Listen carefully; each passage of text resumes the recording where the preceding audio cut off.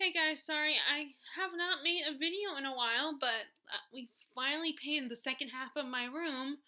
It looks white, I noticed on the screen, but it's actually um supposed to be like a lighter gray color. The other side of my room is gray, a darker gray, and this is a lot. My mom wanted to go a lighter shade of gray, but it does look um it does look a little blue at times. Um, and then actually, if you look up there, I don't know if you can tell, you probably can't read it because the lamp is kind of in the way, but um, it says, too many books, so little time. That is a decal I found on Amazon. We have Amazon, my mom has an Amazon account, and I was looking for more room decor. And if you saw my Christmas haul, what I got for Christmas video, I showed the pillows I got that were book related too. So I'm slowly trying to get more bookish items to decorate my room with, like ones that will be acceptable to my mom, because my mom does not like clutter, and she still kind of has an opinion on some of the clutter I get in my room. Like, she doesn't like me getting those Funko Pops. But she can't stop me for what I spend. All she can do is be like, well, it's your money, and I don't think you should be spending it on that, but, it's up to you. So, I feel bad. I just think about this. I realize I throw my mom under the bus quite a bit, and she's not a bad mom, and I'm not just saying that. I mean, she generally is not a bad mom. It's just sometimes, you know how parents can be. So, anyway, I wanted to make a video because because of the whole painting thing, I couldn't get around to making videos, and I was going to make a video earlier today, but I totally forgot, so I'm making one tonight. I think I'm gonna make more than one, maybe 2 or 3 videos real quick. But this one, I wanted to do the video, my video on,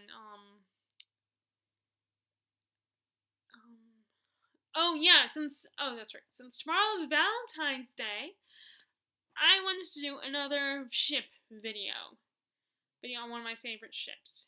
Now, as I've said before, it's surprisingly hard for me to come up with book-related ships, my favorite book ships. Like, it's easier for me to remember the ones that are on screen, whether they're based off of a book or not.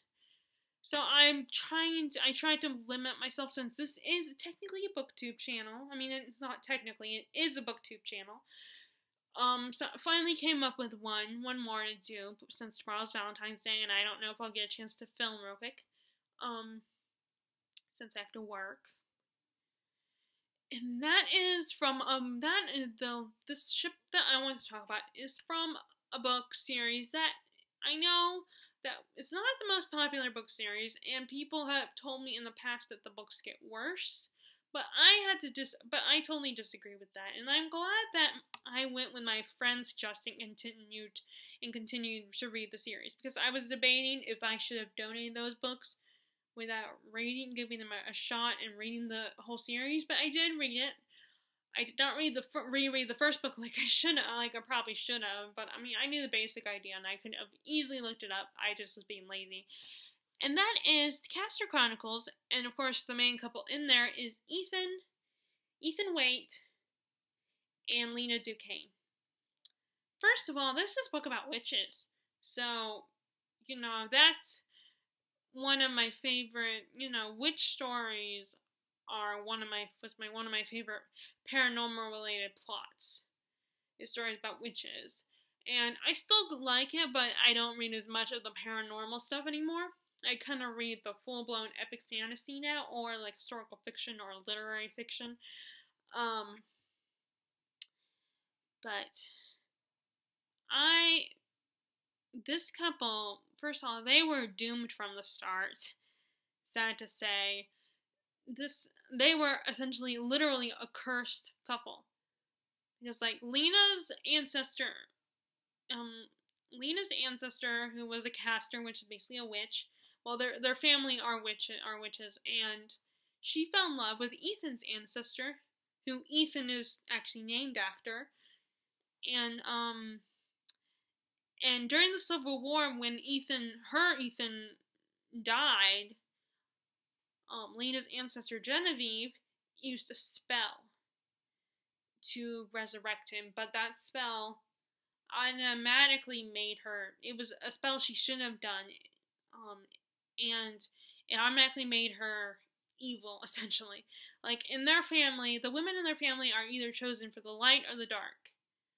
And once Lena's ancestor Genevieve cast the spell, she automatically was chosen for the dark, and it guaranteed that Lena and her mother, and I guess, I don't know, but they're part of the family tree. Their branch would automatically, on the 16th birthday, they would automatically be chosen for the dark. So unfortunately, if Lena and Ethan got together, on her 16th birthday, Lena would be chosen for the dark, and the only way to break the curse she saw was her and Ethan did not end up together. So it's essentially like Romeo and Juliet, except for without the whole feuding families. There wasn't so much of an age difference significance. They were actually both the same age. Her and Ethan were the same age. And without the whole stupid love at first sight, insta-loving crap. The two, Lena and Ethan, got to know each other first. So not only are they a tragic couple, but they were a couple that had overcome a lot of adversity. You know, because of the curse, Lena's family and Ethan's caretaker nanny, Alma, the woman who essentially raised him when his mother died, and because his father was just totally out of it, he, like, at the loss of his wife, so she took care of Ethan, and she and Lena's family are totally against the two of them being together because of the curse. But Lena and Ethan are continuously fighting for each other, and even when Lena was about to give up, Ethan still fought for her. He believed in their love. He never gave up, which was I like those kind of male characters that never give up on the women that they love, or in this case the girl, because they're two teenagers, and they are just, it's so, and even when Lena, in the second book, Lena does start to go all dark side, and Ethan does not give up on her. He continues to fight for her till the very end, and then he saves her life. He basically saves her life at the end of the second book, the end of Beautiful Darkness. And they do kind of introduce that dreaded love triangle, in the story, but it didn't last that long, which is what I liked, so I was glad for that. It didn't drag out, because yes, I understand why people don't like love triangles, and I can see where that would get annoying, because at times it does bother me, and it is a bit cliche. But they didn't drag it out, which, as long as they don't drag it out, I'm okay. I'm good with it. Of course, as I've said multiple times before, I'm more tolerant of love triangles. So, and plus, I also just love this whole storyline. Like, I love the setting, I love the whole Castor lore, the mythology and stuff, and I like,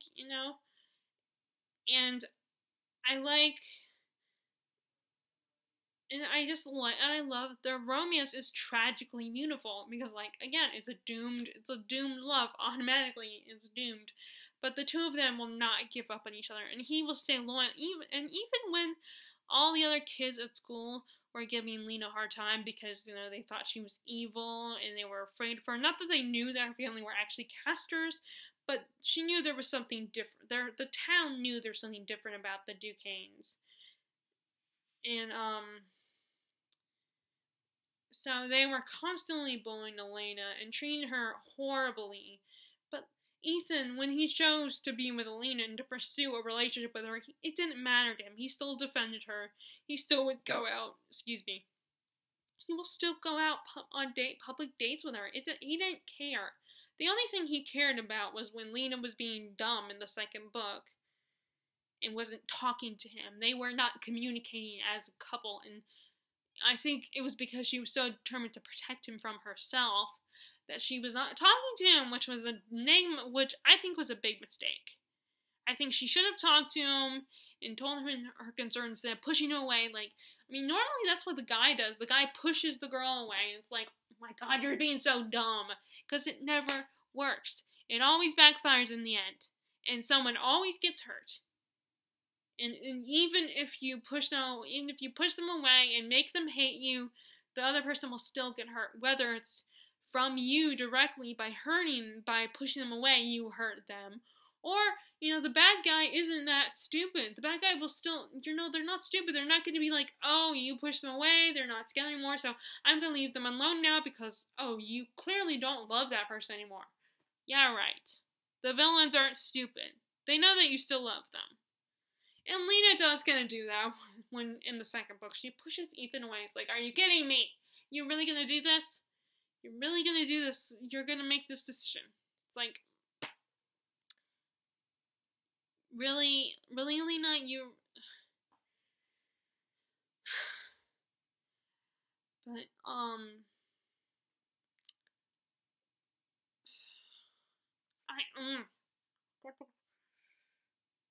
So, I don't have a lot to say. I just know this is one of my favorite couples because they're doomed love, but they will still fight for each other, even through, even in death. Like that, I'm not going to explain to you exactly what I mean by that, but basically, even in death, if you haven't read this book, I'm not going to explain too much. But they will still, no matter what, through time, they will fight for each other through time, through space. Nothing will keep them apart. They always save each other and will always fight for each other no matter what. And it's beautiful. And this is just, I think this series deserves a little more credit than it gets. But I mean, I can't help it what bothers people. And I know that Lena's one of those characters that they complain that she's, and I hate that. I don't like when people complain about, don't like a book series because of this. And that, because I still, yes, back when I first, there was a time, and I still kind of feel that way, but I've since revised my opinion. But yes, there was a time when I complained and thought Lena was kind of annoying, especially when she had two guys vying for her affections. But someone pointed out some things about the character of I said Lena, I meant Bella. I was talking about Twilight, I meant Bella, not Lena. But in Twilight, Bella's one of those characters that I don't like this, but when people simplify that their dislike of the character because they're whiny. Like, I want someone to give me an explanation, and this, a very detailed explaining why. Now, I know, of course, when you're writing, doing this kind of stuff, like writing something like a blog or commenting on a post or something, or, responding to something on Goodreads, you get a little lazy and you just want to simplify your dislike of a character. But it still kind of bothers me when you just say, I don't like this character because they were whiny. But what I was saying about Twilight was that I admit that was one of my reasons. I mean, I still like the series, but that was one of my criticisms, was the character of Bella being what was defined as whiny to me. But as I've said, I'm starting to revise my opinion of Bella and not being as hard and as critical of the character. Because someone pointed out things to me about the character that I didn't consider. And, and it was like, my first reaction, why? I don't want to feel bad for not liking the character. It's not fair. Why should I feel bad for not liking the character? Because the person kind of made me feel guilty. And of course, it's not their fault, it's my own fault. Which I kind of, but yeah, I mean, a lot of people, and it's the same thing with Lena. Some people complain. Now, I didn't have a problem with Lena, but I know people have complained that she's whiny. And I did appreciate that the series was told mostly from the guy's perspective, so we could get a little less. But in the third book, I can't remember Beautiful Redemption was the last one. Beautiful, I can't remember what it's called, what the third one was called. But we do, in the third book, we do get a little more of Lena's perspective. So, but it didn't bother me because we mostly got, throughout the series, we mostly got Ethan's perspective on the whole situation, which made it a little easier and less of what people label as whiny, because I do get it, and I do kind of agree, because like I said, that's kind of what my first thought about the character of Bella. But, I just like it when people explain it, like people, I'm currently doing a buddy read of Frankenstein. People are also complaining about Frankenstein as being whiny, and someone pointed out in their review of the book, that Frankenstein is this Dr. Frankenstein, not the creature, not the monster, but the doctor himself. She explained more eloquently. Instead of just saying why he was whiny, she gave a reason, that the character was just never took blame for his mistakes, and, was feeling sorry for himself and all that kind of stuff. So anyway, okay, that's off topic. I mean, it's not totally off topic, but, of course, I'm rambling because I don't know what else to say about Lena and Ethan, except for that they're how tragic they are, how they'll always fight for each other, and they're very cute and very sweet, and I hope they last forever. They would last forever beyond the universe of their story. Okay, so, like I said, I just wanted to get one more couple in before tomorrow in case I don't get a chance to film tomorrow.